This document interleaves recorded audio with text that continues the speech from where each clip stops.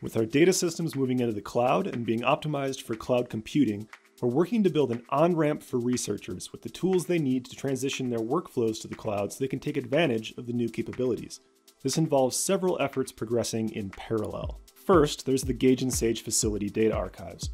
Our existing geodetic and seismic data centers have to get lifted into cloud operations, retiring our physical hardware and consolidating some previously separate systems. The next step is completing the implementation of user authentication for data access, a requirement driven by the National Science Foundation.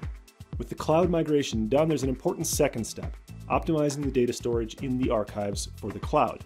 This is what will enable powerful and scalable cloud computing to process much larger data sets than we could functionally support before, and will make that processing much more computationally efficient. Separately, we're setting up a new Jupyter hub called GeoLab for our community to use. This notebook computing environment should be useful in several ways. At the start, some early adopters will be invited to help pilot test it to make sure it's ready to handle wider use. Some initial short courses will also take advantage of it to simplify access to software and course materials. It will open up to everyone, providing a new tool for collaboration or documentation of your analysis. As the data systems become cloud optimized, GeoLab will also be a convenient avenue to leverage those cloud capabilities by bringing your work to the data rather than downloading the data to your local computer for processing. Looking into the future, GeoLab should also provide access to a growing curated collection of community data processing and visualization tools and additional options for scaling workflows.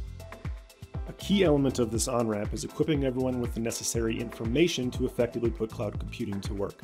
To achieve this, we are enlisting community members as ambassadors who will share their first-hand experiences and practical applications of cloud technology. Additionally, we are developing comprehensive documentation and how-to guides that will be readily accessible whenever you need them. To further support interested users, we'll host webinars to disseminate this information and conduct training workshops where you can acquire new skills in a structured environment.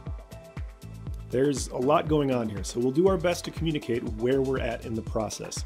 It's important to realize that the development and optimization is ongoing, and we will continue to improve the experience for researchers as we work to progress on these parallel efforts. Keep an eye out for announcements of new resources and upcoming opportunities.